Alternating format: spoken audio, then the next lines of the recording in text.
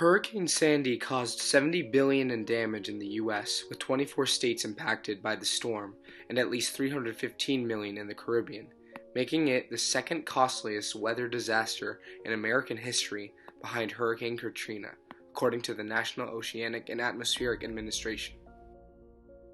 Sandy damaged or destroyed at least 650,000 homes and 250,500 insured vehicles, and 8 million residents in the U.S. lost power. Wind and rain disrupted electricity service from parts of Quebec to North Carolina and as far as Indiana and Illinois.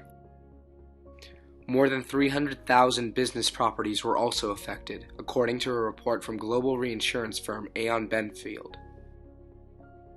Sandy caused more than 20 fires in the greater New York area. The largest was a 6-alarm fire in Queens. More than 80 homes were destroyed despite the efforts of more than 200 firefighters who went into the hurricane to put out the fire.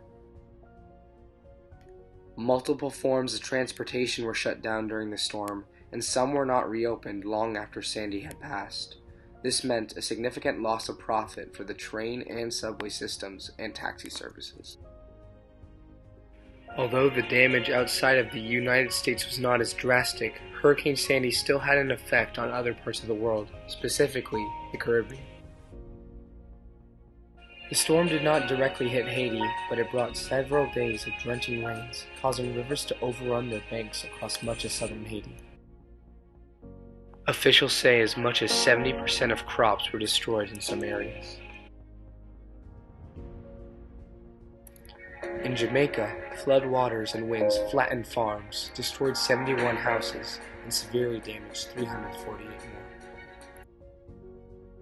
The government had put the preliminary price tag at $16.5 million in Jamaica alone. Reports say the storm damaged more than 200,000 homes and destroyed about 15,000 homes in eastern Cuba. In the Bahamas, the total cost of damage was as high as $300 million, according to a report from the Caribbean Catastrophe Risk Insurance Facility, a risk pool for 16 governments in the Caribbean. In the Dominican Republic, nearly 30,000 people were evacuated due to widespread flooding in the south of the country, including parts of the capital.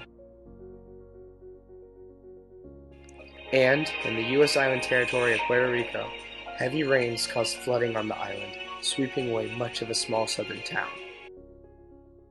As of today, these locations still feel the effects of Hurricane Sandy, but have been rebuilt stronger in hopes that they will not fall victim to another disastrous storm.